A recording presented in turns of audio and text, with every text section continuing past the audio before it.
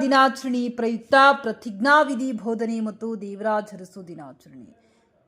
ಈ ಕಾರ್ಯಕ್ರಮದಲ್ಲಿ ಭೌತಶಾಸ್ತ್ರ ಉಪನ್ಯಾಸಕರಾದ ಶ್ರೀ ಚಿದಾನಂದ ಮೇಠಿಯವರು ಮಾತನಾಡುತ್ತಾ ಸದ್ಭಾವನಾ ದಿವಸ್ ಮಹತ್ವ, ಎಲ್ಲ ಧರ್ಮಗಳ ಭಾರತೀಯರ ನಡುವೆ ರಾಷ್ಟ್ರೀಯ ಏಕತೆ, ಶಾಂತಿ, ಸಹಾನುಭೂತಿ ಮತ್ತು ಕೋಮು ಸೌಹಾರ್ದತೆಯನ್ನು ಉತ್ತೇಜಿಸಲು ಸದ್ಭಾವನಾ ದಿವಸ ದಿನವನ್ನು ಆಚರಿಸಲಾಗುತ್ತದೆ. ಇಂಗ್ಲಿಷ್ನಲ್ಲಿ ಸದ್ಭಾವನಾ ಎಂದರೆ ಸದ್ಭವನ ಎಂದರ್ಥ.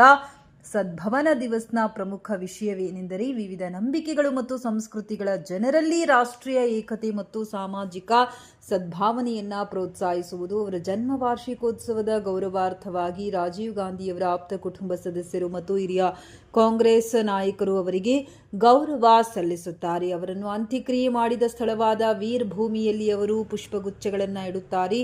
ಭಾರತದಲ್ಲಿ ಸದ್ಭವನ ದಿವಸ್ನಂದು ರಾಜ್ಯಗಳಲ್ಲಿ ಹಲವಾರು ಸಾಂಸ್ಕೃತಿಕ ಕಾರ್ಯಕ್ರಮಗಳು ಮತ್ತು ಸ್ಪರ್ಧೆಗಳನ್ನು ನಡೆಸಲಾಗುತ್ತದೆ. ಸದ್ಭವನ ದಿವಸ್ ಹಸಿರು, ಪ್ರಕೃತಿಯ ಸೌಂದರ್ಯ, ಪರಿಸರ ಸಂರಕ್ಷಣೆ ಮತ್ತು ಜೀವ ವೈವಿಧ್ಯ ಸಂರಕ್ಷಣೆಗೆ ಸಂಬಂಧಿಸಿದೆ. ಸದ್ಭವನ ದಿವಸ್ನ ಅನೇಕ ಕಾರ್ಯಕ್ರಮಗಳ ಮುಖ್ಯ ಗುರಿ ಈ ನಿರ್ಣಾಯಕ ಪರಿಸರ ಸವಾಲುಗಳ ಬಗ್ಗೆ ನಾಗರಿಕರಲ್ಲಿ ಪ್ರಜ್ಞೆಯನ್ನ ಉತ್ತೇಜಿಸುವುದಾಗಿದೆ. ಈ ದಿನದಂದು ಸಸಿಗಳನ್ನು ನೆಡುವುದು ಸಹ ಪ್ರಸ್ತಾಪಿಸಲಾಗಿದೆ.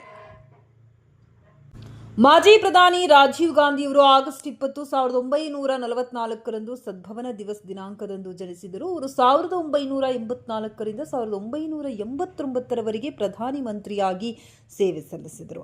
ದೇಶದ ಇತಿಹಾಸದಲ್ಲಿ ಅತ್ಯಂತ ಕಿರಿಯ ಪ್ರಧಾನಿ ರಾಜೀವ್ ಗಾಂಧಿ.